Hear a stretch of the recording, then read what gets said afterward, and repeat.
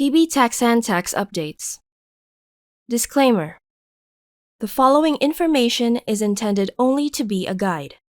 It must not be relied on in or applied to specific situations without previously seeking proper professional advice. Carbon tax.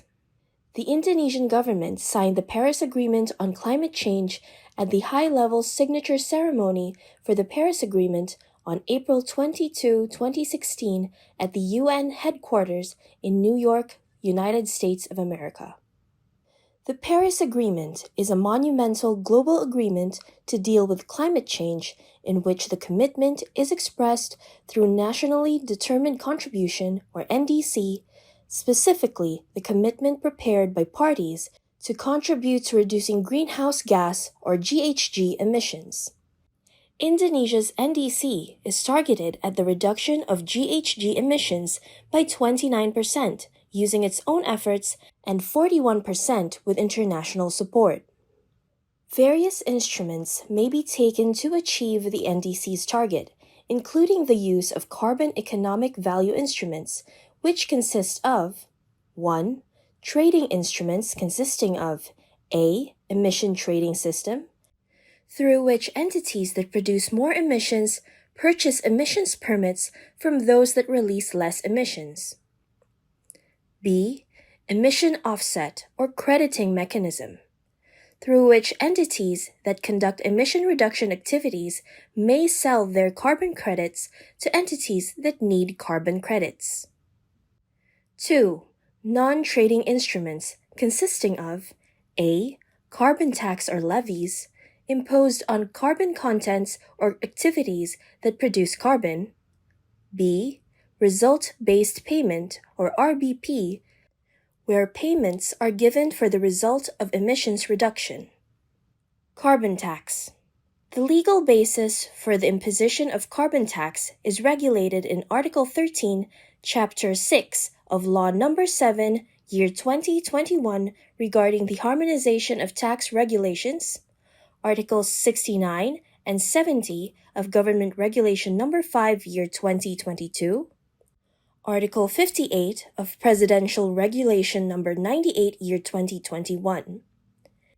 In Article 17, Chapter 9 of the Harmonization of Tax Regulations Law, it is stipulated that carbon tax came into effect on April 1, 2022, which would have been applied for the first time to entities operating in the field of coal steam power generation at a rate of 30 rupiah per kilogram carbon dioxide equivalent or equivalent unit.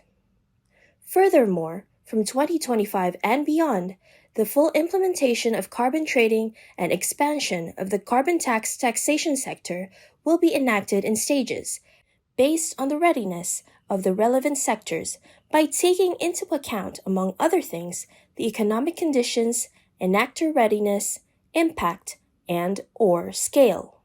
However, the Minister of Finance regulation that regulates the instructions for the implementation of carbon tax, such as setting of tariffs, changing tariffs, and the basis for the imposition of carbon tax, along with procedures for calculating, collecting, paying, or reporting, have not yet been issued. The main points of the carbon tax regulation in the Harmonization of Tax Regulations Law and Government Regulation No. 50 are as follows. Carbon tax is imposed on carbon emissions that have a negative impact on the environment, for which the imposition of carbon tax is carried out by taking into account the carbon tax roadmap and/or the carbon market map.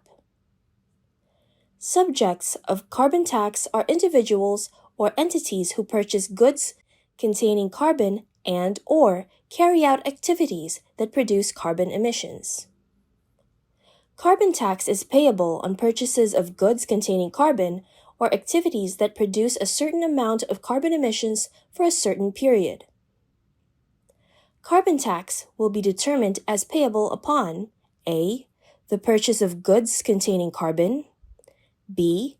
The end of the calendar year during which activities producing a certain amount of carbon emissions were carried out, or C.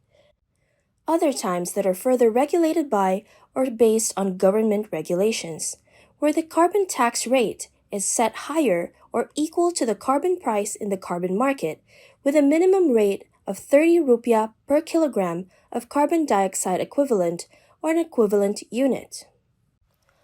Carbon tax is settled through a self-payment made by the taxpayer or through the collection by a carbon tax collector.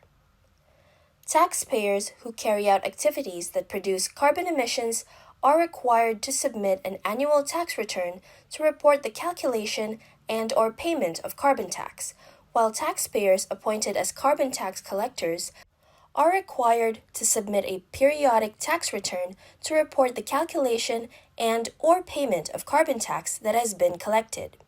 However, there are exemptions to the obligation to report tax returns for taxpayers who carry out activities that produce carbon emissions under certain criteria, which will be further regulated in a ministerial regulation. Taxpayers who carry out activities that produce carbon emissions or are appointed as carbon tax collectors are also required to maintain records of the activities that produce carbon emissions and/or the sale of goods containing carbon, which will become the basis for the calculation of carbon tax payable.